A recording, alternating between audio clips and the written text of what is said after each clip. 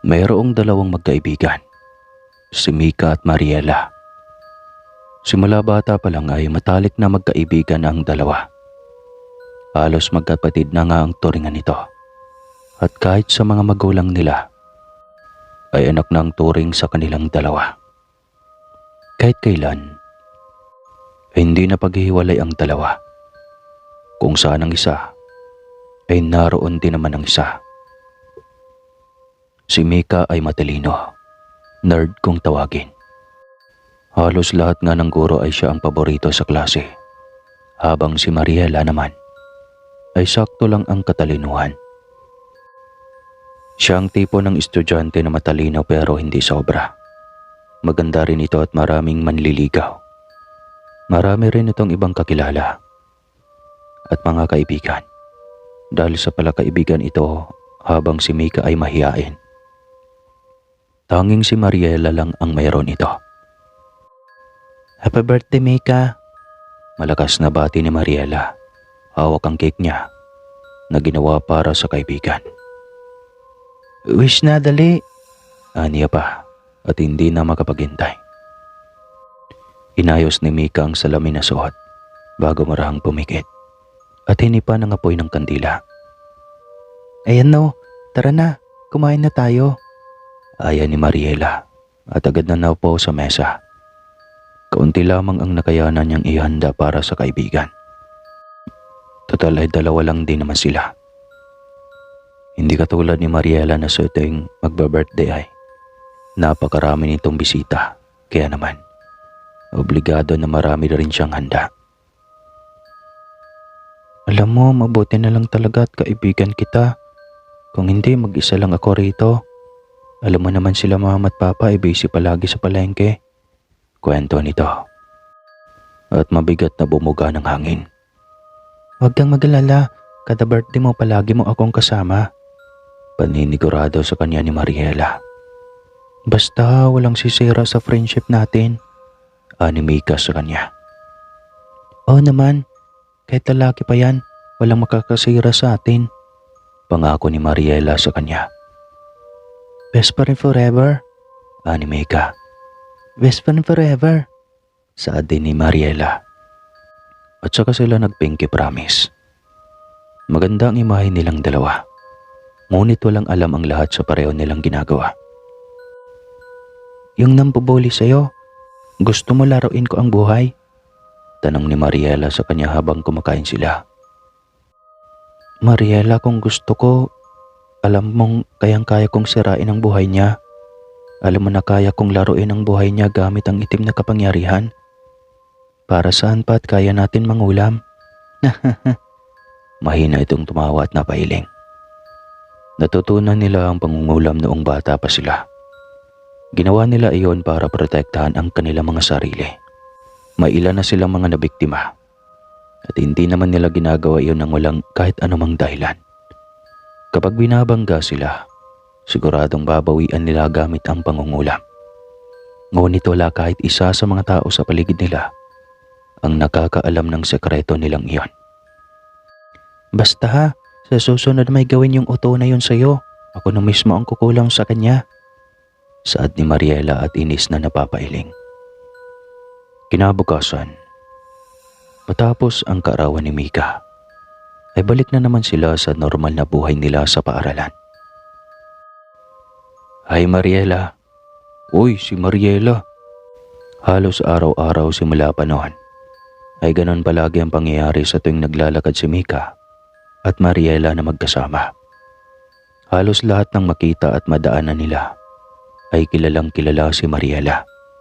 Sanay naman na si Mika roon at hindi na lamang iyon pinapansin. Wala rin naman silang balak batiin siya at si Mariela lang talaga.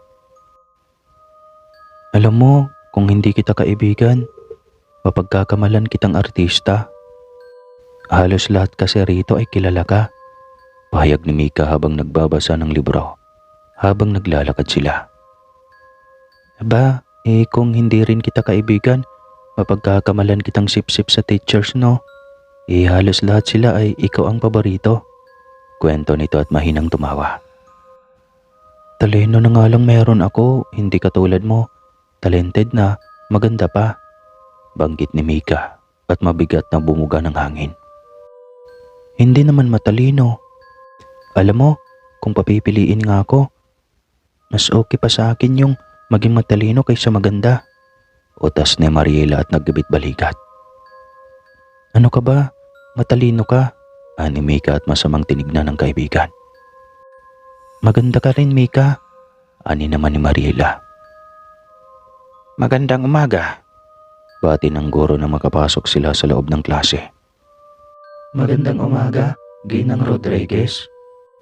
Sabay-sabay nilang pagbati sa terror nilang Filipino teacher. Maupo kayo, utos nito. Mayroong nadagdag sa klase niyo. Banggit niya bago bumaling sa labas ng pinto. Agad na nagbulungan ang lahat at maging sila Mika at Mariela ay nakakunot ang mga noo. Sakit ng ulo o matino? Bulong ni Mariela kay Mika at mahinang tumawa. Huwag kang maingay. Baka mamaya pag-initan ka na naman. Ani Mika kay Mariela. Nangumuso na lamang kasabay ng pagpasok ng isang lalaki. Halos tumili ang kanilang mga kaklase nang makita ito. Sa oras na iyo ay tila ba'y nawala rin sa sarili si Mika. Natulala ito habang nakamasid sa bagong salta nilang kaklase at nakabukas pa ang mga labi. Good. Magsalita ka ng Filipino. Puna agad ni Ginang Rodriguez nang akma itong mag-i-English. Sanay na sila rito dahil sa subject nito ay ayaw nito nagagamit sila ng English. Pagdating naman sa English subject nila ay pinagbabawalan naman silang magsalita ng Filipino.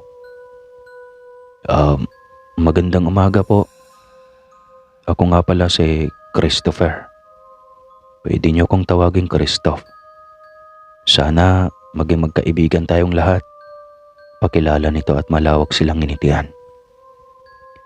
Halos mapapikit ng mariin si Mariela nang malakas na tumili ang ilan nilang mga kaklase na kababaihan. Ay nako, basta gwapo tulala. Komento ni Mariela sa mga kaklase niya bago dumapo ang mga mata niya sa kaibigang si Mika na ngayon ay tulala kay Christoph. Tutulo ng laway mo, puna sa kanya ni Mariela. Anito at tila ba ay nagising sa realidad. Karas mo si Christoph no? Halos matunaw na sa titig mo eh. Komento ni Mariela at mapaglaro siyang tinignan. Pwede ba tigilan mo na ako? Ani Mika at nag-iwas agad ang tingin sa kanya. Inayos nito ang kanyang salamin ngunit kitang-kita naman ni Mariela ang bumumula ng pisngi nito. Mika, kilala ko na ang buong pagkatao mo. Ngayon ka lang natulala sa isang lalaki at ngayon ka lang din namula ng ganyan. Aminin mo na. Bida ni Mariela at pilit na pinapaamin si Mika. Ha? Namumula? Tanong nito at agad na hinawakan ng kanyang muka. Sus, aamin ka rin. Komento ni Mariela at napailing kay Mika. Napaupo naman si Christoph malapit sa upuan nila na nasa pangatlong row. Sa mga sumunod na araw, hindi naging mahirap kay Christoph na magkaroon ng kaibigan. Para sa unang araw nga nito ay nagkaroon agad siya ng maraming mga kaibigan sa paaralan. Napagtanto rin ni Mika na matalino ito at hindi lang basta gwapo. Hoy, Mika na nerd. Mariin na pumikit si Mika nang makita nito na binato ni Martin ang bola ng basketball pupunta sa gawin niya. Handang-handa na siyang tamaan nito. Ngunit ilang segundo pa ang lumipas ay wala pa rin siyang nararamdaman na kahit ano. Kaya naman unti-unti niyang binuksan ang mga mata niya at do'y bumungad sa kanyang isang malapad na likuran. Bullying yan, Martin. Ani ng baritono at pamilyar na boses na yon. Huwag kang alam dito, Christoph. Inis na saad ni Martin. Ang lalaki na nang bubuli sa kanya. Wala si Mariela ng araw na yon dahil sa may laro ito ng volleyball. Isusumbong kita sa guidance kung ipagpapatuloy mo to. Babala ni Christoph kay Martin na agad namang mahina na tumawa. Hoy, Christoph! Martin, ano ba? Malakas na sigaw ni Mika nang lukutin nito ang kwelyo ni Kristo at itinulak sa pader. Mga pre, kalma. Hoy, Baka mahuli kayo niyan. Pareho kayong mababagsak sa guidance. pag-aawat ng mga barkada nila. Hindi ako natatakot sa'yo, Martin. Magkikita tayong dalawa sa guidance kapag nangyari ulit ito. Matigas na saad ni Christoph at itinulak si Martin palayaw sa kanya. Akma na itong aalis nang dumapo ang mga mata niya kay Mika. Tara, ani at hinila siya paalis doon.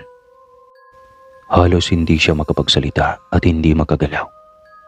Nagpatianod lang siya kay Christoph na hila-hila lang siya sa kanyang kamay hanggang sa huminto sila sa may garden.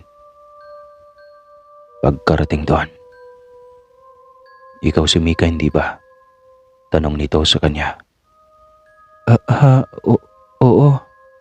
Nauutal niyang saad. "Matagal ka na bang binubuli ni Martin?" Tanong nito sa kanya. Napakaseryoso ng mukha. Medyo. Sagot niya at magpakla ng umiti. "Bakit mo hinahayaan? Dapat isumbong mo sa guidance. Loko na yun ah." Ani nito at inis na napailing. Mabigat siyang bumuga ng hangin. Kaya ko naman ang sarili ko. Hindi naman ako masyadong naapektuhan noon, kaya ayos lang. Ani at nagkibit balikat. "Kaibigan mo si Mariela, hindi ba?" Tanong nito. Sandali siyang natigilan doon. "Oo, bakit?" "Wala naman." Anito at inalis ang mga mata sa kanya. "Mika!" Parehong naagaw ang atensyon nila nang malakas na isinigaw ni Mariela ang pangalan niya. Naka-jersey pa ito at pawis na pawis. Halatang kakagaling lang nito sa laro. "Ano? Kumusta ka? Anong ginawa sa iyo ng loko na yon?" Galit na galit at nag-aalala nitong tanong sa kanya. "Ayos lang ako. Pinagtanggol ako na Christoph." Tugon ni Mika. Nahinto ito at napalingon kay Christoph. Sa mga oras na iyon ay napalingon si Mika sa sandaling tinginan ng dalawa. Para bang may koneksyon ang mga mata nila sa isa't isa. "Talaga?" Ani Mariela at tumiwas ng tingin kay Christoph. "Yari ka na ba? Umuwi na tayo?" Ani Mika. "Oo," sagot ni Mariela. Hindi naman nawala ang mga mata ni Christoph kay Mariela. "Christoph, salamat ha," ani Mika. "Wala yon," tugon nito. Sa araw na iyon ay mabilis na gumanti si Mika kay Martin. Ginamit nito ang kakayahan niyang mangulam katulad ng sinabi niya. Kinabukasan noon. "Nabalitaan mo na bang nangyari kay Martin? Alam kong ikaw ang may gawa noon," ani Mariela sa kanya. "Oo," sagot ni Mika.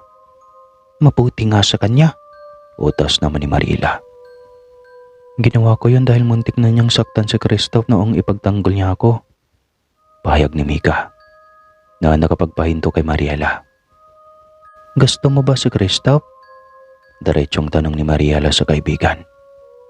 Natigilan agad si Mika at hindi nakasagot kagad. Ngunit nang sumaylay ang ngiti sa labi nito, ay batid ni Mariela na may gusto nga ito kay Christoph. "Oo, hindi ko na itatanggi. Ngayon lang ako nagkagusto sa isang tao, Mariela." Anya at mahinang tumawa. "Masaya ako para sa iyo, Mika," saad ni Mariela sa kanya. Naging maayos ang lahat sa pagitan ng dalawa, ngunit walang alam si Mika sa totoong pangyayari sa pagitan ni Mariela at Christoph. Na unti-unti ay napapalapit din naman si Mika dahil sa kabaitan nito. "Alam mo, pagkaramdam ko may gusto rin si Christoph sa akin." Halos masamid si Mariela sa sinabi ni Mika sa araw na yon. "Oh, ayos ka lang?" Nag-aalala nitong tanong sa kanya. Oo, paano naman nasabi?" Tanong nito sa kanya. Kasi hindi mo ba nakikita sa mga kinikilos at pinapakita niya sa akin? Halatang gusto rin niya ako." Pahayag ni Mika at hindi mapawi ang ngiti sa kanyang mga labi. Sa mga sumunod pa na araw ay wala pa ring alam si Mika. Hanggang sa isang araw nun.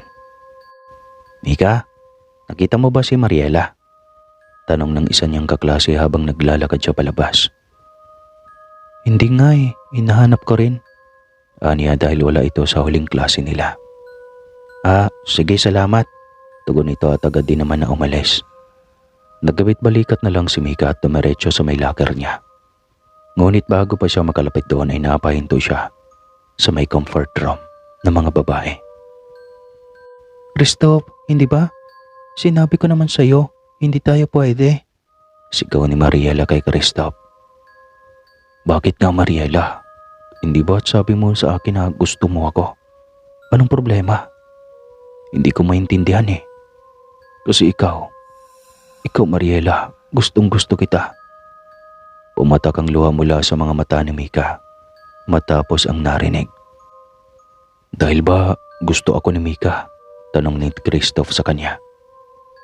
Halos bigayan ng puso ni Mika habang naririnig ang mga iyon kay Christoph. Mahal kita Mariela. Alam mo yan. Malambot at nagsusumamo na saad ni Christoph. I'm sorry Christoph. Hindi talaga pwede. Ni Mariela at agad na lumabas ng comfort room habang umiiyak.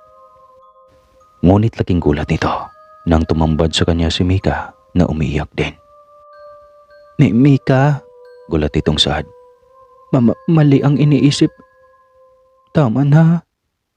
Ni Mika at agad na tumakbo palayo sa kanila. Mika, sandali.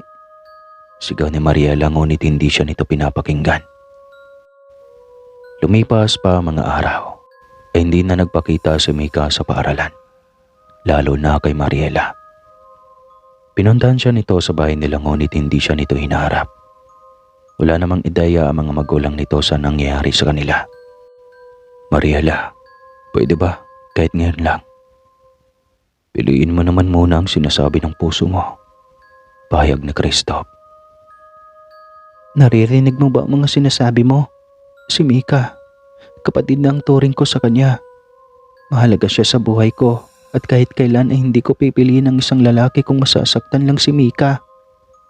Pumapatak ang mga luha nito at damang-dama ang sakit sa pagkakaibigan nila na Mika na unti-unti ay gumuguho na. Sorry. Maayos din ang lahat Mariela. Bigyan mo muna ng oras si Mika. Isang linggong hindi pumapasok si Mika. Nagtataka ang lahat sa biglaan nitong pagkawala nang wala man lang pasabi. Ay naku, dapat mag-aral muna bago maglandi. Ang babata pa eh. Madalas nilang tanungin si Mariela sa nangyari sa kanya. Ngunit wala siyang maisagot sa kanila. Isang linggo rin namang balisa at hindi mapakali si Mariela. Hanggang sa isang araw, nagising na lang si Mariela nang may malaking sugat ang kanyang mukha.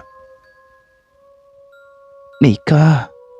Madiin niyang utas sa harap ng salamin habang pinagmamasdan ang biglang pagsulpot na malaking sugat sa kanyang mukha. Mabilis niyang kinuha ang gamit niya at agad na ginantihan si Mika. Mika, anong nangyari sa mukha mo?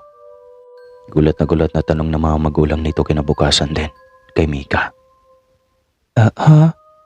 Aniya at pinagmasdan ng sarili at do'y bumungad sa kanya ang malaking sugat din sa kanyang mukha, katulad ng ginawa niya kay Mariela.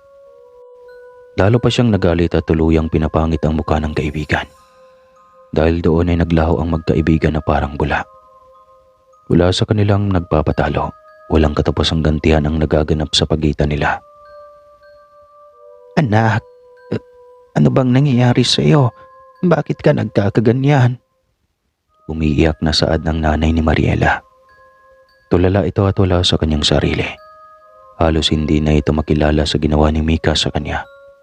Naglaho na parang bula ang kagandahan nito. Ayos lang ako ma, hayaan niyo ko.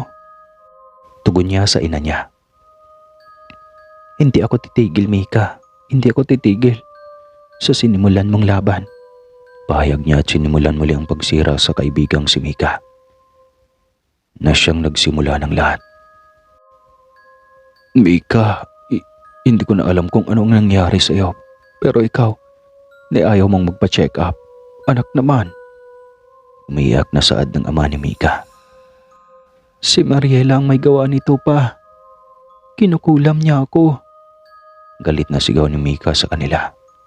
Mika, paano? Pare-pareho kayong ng sitwasyon ngayon. Ani at hindi mapaniwala ng sinasabi ng mama niya.